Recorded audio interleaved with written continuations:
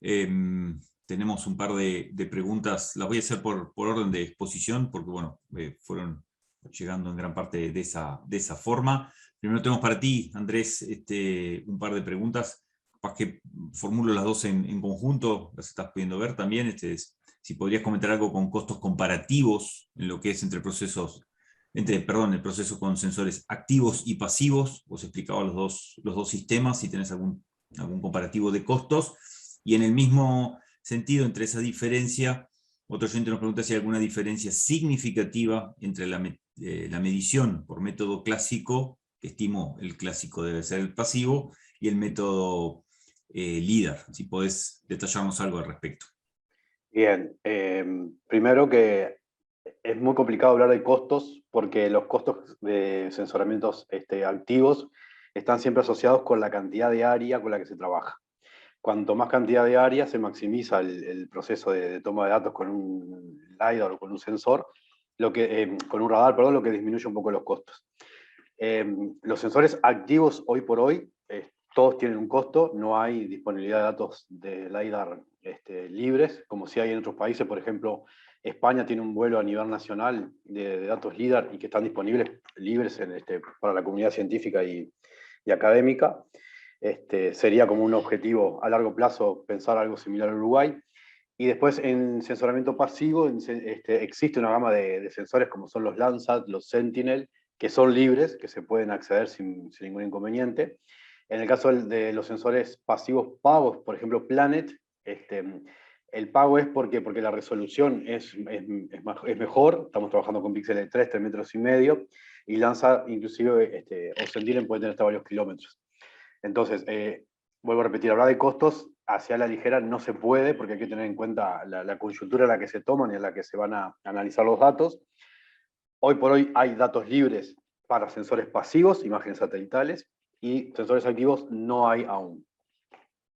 Después, yo entendí que la segunda pregunta venía por la calidad de ajuste de los modelos, pero respondo las dos juntas. No hay diferencia en mis estudios de doctorado. Yo no encontré diferencia en cuanto a la precisión de los modelos estimados con datos clásicos, DAP y altura, y los modelos estimados con métricas LIDAR. Hay que tener en cuenta que esos dos modelos fueron ajustados con las mismas parcelas de calibración, con los mismos datos de muestreo campo. La biomasa está altamente correlacionada con la altura y el DAP. Entonces, la métrica LIDAR utilizada tiene casi un 99% de correlación con la altura. Entonces, era esperable que la precisión de los modelos de biomasa usando métricas LIDAR fuera muy alta, que fue lo que arrojó el resultado. Entonces, el enfoque no va yo no compararía calidad de ajuste entre los dos tipos de modelos, sino en el uso, en lo que explicaba hoy, en el ahorro de costos y de tiempos al usar sensoramiento remoto versus calidad de ajuste en campo. Lo que sí vuelvo a resaltar es que las parcelas de campo siempre se van a tener que hacer, el dato de campo siempre lo vamos a tener que tener, si no cometemos el riesgo de usar modelos poco sensibles y que arrojen resultados muy sesgados. Es como que vos quisieras usar un modelo ajustado en Argentina o ajustado en otro país, acá, sin hacer una calibración. Los resultados no van a estar dentro del marco de lo que estamos esperando, entonces el modelo sería poco sensible. Si esa no era la respuesta o hay alguna otra duda, quedo acá a la orden. Buenísimo, Andrés, gracias por el detalle y la celeridad en la respuesta. Cecilia, hay una pregunta que se planteaba también un poco en la interna, digo, del escenario global que armaste, de esa simulación del proyecto, donde tenemos una planta de bioetanol, la fuente de materia prima, y todos los insumos que entran y que salen, y que al final, bueno, denota que es compleja la viabilidad hoy por hoy en la situación en la que estamos en una planta. ¿Qué variable o variables de ese escenario entendés que son más sensibles para hacer viable un proceso de este tipo o un planteo de este tipo?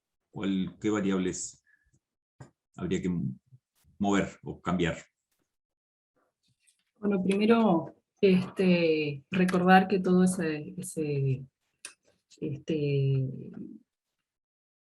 esos escenarios, digamos, fueron armados en conjunto con varios de nuestros socios que son bastante más idóneos en el tema.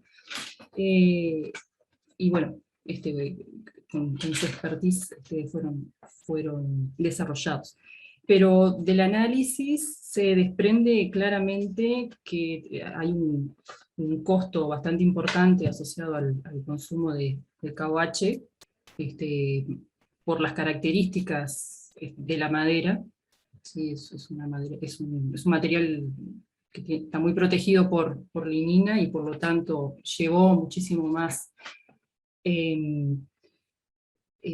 concentración de KOH, un 20% de carga, en comparación con otras materias primas que se estudiaron en el mismo proyecto, que llevaron un 6%. 6% era un poco el límite que se había propuesto, y bueno, nosotros tuvimos que llevar un 20%. Y se llegaron a armar, bueno, aclaro que las otras materias primas en el mismo proyecto que se estudiaron, no para Uruguay, sino para otros países, fueron bagazo de agave, caña de azúcar, mazorcas de maíz, paja de trigo, paja de cebada, y rastrojo de maíz. Bueno, como decía, llevaron muchísimo menos KOH que en el caso de la madera, y eso redundó en ese 45% prácticamente de los costos de producción, o sea que hay mucho del proceso para mejorar, tal vez con otra tecnología que no sea la de extrusión. Eso sería un tema interesante a discutir. Y bueno, otro tema es la coyuntura de productos, ¿no? Nosotros no pudimos volcar nuestra producción, eh, cambiar o transformar, digamos, nuestro metano, nuestro biogás, digamos, en energía eléctrica, dada la coyuntura del país. Primero porque ya hay superávit, digamos, de la electricidad, y bueno, los precios, como se plantearon en las hipótesis que se plantearon, utilizar los precios de mercado hoy de UTE, pero bueno, creo que la discusión de los mercados y del uso de los productos es otra que tiene que estar sobre la mesa para poder hacer viable este tipo de emprendimiento, ¿no? Hay bastante para discutir, y creo que la presentación... No es una variable entonces. Sí, no es una variable. La presentación un poco que trató de plantear varias puntas, digamos, para discutir sobre el tema, y bueno, creo que quedaron más preguntas que respuestas, pero sin duda está bueno tener un ejercicio sobre el cual discutir. Buenísimo, muchas gracias, Cecilia. Fernando, tengo dos preguntas, digo, una también vino por el chat, otra vino por otro carril, pero están asociadas. Si en algún punto se consideró dentro del estudio trabajar o evaluar el tema de micorrizas que afectan la disponibilidad de nutrientes, ya que explicaste que, bueno, que son sistemas que por razones lógicas son extractivos. Y a eso acoplo otra pregunta, si pensaron si es viable compensar la extracción de nutrientes con fertilización tradicional. Bueno, empiezo por la primera. No se consideró esa posibilidad, no porque no fuera importante, sino porque ya lo que teníamos previsto hacer era ya un trabajo, digamos, que sabíamos que iba a demandar bastante tiempo, recursos, etcétera, y ya eso era una cosa adicional que escapaba un poco al alcance del estudio, de este estudio, pero repito, no porque no fuera algo de interés, que sí, que puede llegar a serlo, pero en principio teníamos que responder otras preguntas un poco más básicas, digamos, que esas que se mencionan ahí, y por lo tanto nos concentramos en otras cuestiones, digamos, básicamente de productividad y rendimiento, etcétera, y no tanto en eso que, bueno, que podría llegar a ser un segundo paso. Y con respecto a lo de la viabilidad, no tengo datos como para afirmar eso, si podría ser viable o no, pero en principio, cosechando la madera y con la densidad más baja de plantación, probablemente sí sea, o sea, o no sea algo muy caro. O sea, no tenemos datos como para decir, para ser categóricos, pero es probable que, repito, cosechando la fracción más amigable del cultivo como es la madera y con densidades más bajas de plantación, es probable que por lo menos para alguno de esos macronutrientes sí sea una alternativa. Bien, y otra pregunta corta, si esos ensayos están en pie, ¿se cosecharon? Si algunos de esos valores se obtuvieron por cosecha o solo por medición. Bueno, y si no se cosecharon, ¿qué se piensa hacer o cuál es el plan siguiente?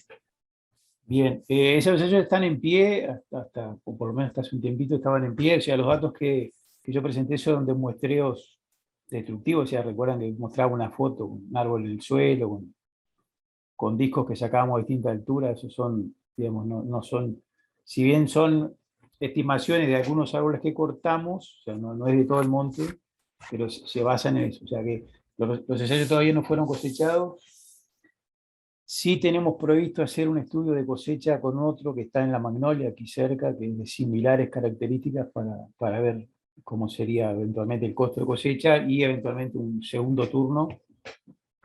Pero eso está a consideración. Es probable que suceda, pero de momento no se ha concretado. Pero bueno, sí es interesante saber qué pasa en segunda rotación, porque estos son cultivos que en teoría deben de durar muchos años o varios turnos para que sean viables.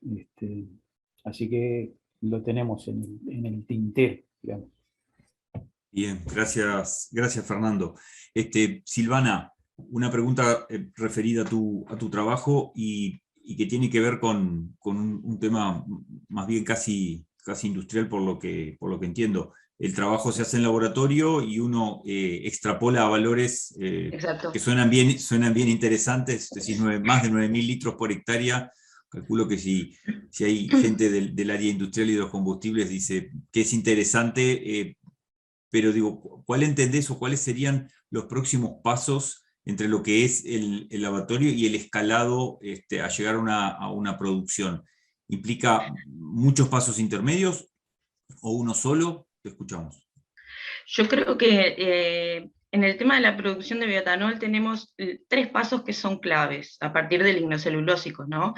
El pretratamiento, o sea, el sacar la lignina, que como comentó Cecilia, es un proceso bastante complicado, la hidrólisis de la celulosa y la fermentación. En ambos pasos, los 3 pasos tienen que ser optimizados antes de lograr llevarlo a una escala industrial. Y eso todo se hace, en primer lugar, a nivel de laboratorio.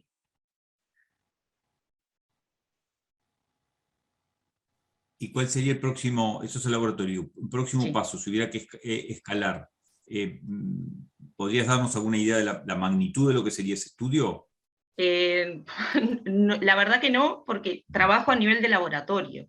Entonces sé que cuando uno escala, ya las magnitudes pueden aparecer muchas diferencias respecto a lo del laboratorio, o sea que también requiere de una etapa de optimización o de por lo menos ver los posibles resultados, pero a nivel de escalado yo no lo he hecho, entonces no me puedo arriesgar a decir cuál sería el próximo paso. O sea, sí sería a nivel del laboratorio optimizar los 3 pasos, y luego ver qué es lo que pasa con cada uno de esos pasos en la escala industrial. Bien, gracias Silvana. Bueno, en principio, revisando el chat y el WhatsApp y esas medios de comunicación, creo que no tenemos más preguntas. Estamos bastante bien en el tiempo, con unos minutos atrasados, pero siendo que es la media mañana y como propusimos en el programa, damos un brevísimo corte de 5 minutos, si les parece, también para la audiencia, poder recargar el mate, ir al baño, hacer una pequeña respirada y Roberto. Y volvemos en 5 minutos. Sí, Cecilia, dime. Fernando tiene la mano levantada, puede hablar. Sí, claro. Sí, era No, por que eso. estaba mirando otra pregunta que estaba por ahí que creo que no me la hiciste, si no me acuerdo mal, y que se refiere a la pregunta que se hicieron, un análisis de diferencias del costo de implantación. El de costo de implantación, cierto, tenés razón. Estaba la vez pasada en otra jornada, había surgido y llegó lo mismo, que plantar 6.000 árboles no es lo mismo que plantar 2.000, si ese costo está para este ensayo. Perdón. Bueno, en realidad el costo de este ensayo en concreto no, pero hicimos un estudio parecido en ese ensayo que yo comentaba de la magnolia, donde las densidades no son tan altas como en este caso, pero son más o menos de ese rango, un poco más bajas. Y nos da que costos, digamos, semicomerciales, por decirlo de alguna manera, porque el ensayo tiene unas 17 hectáreas, o sea, es un ensayo relativamente grande, y nos da que es un proyecto que hicimos con Campar y con la gente de Gestamp, y nos dio digamos, triplicar la densidad de plantación implica más o menos un 30% del aumento del costo de plantación con respecto a una densidad entre 2.000 y 6.000 árboles por hectárea, hay un incremento de aproximadamente el 30% del costo de plantación. Digamos, no sabemos todavía la cosecha, el rendimiento. Eso es lo que comentaba hace un ratito, que tenemos previsto encararlo en un proyecto futuro, pero la diferencia en costos de plantación nos da más o menos eso. Perfecto. Bien, gracias por la complementación,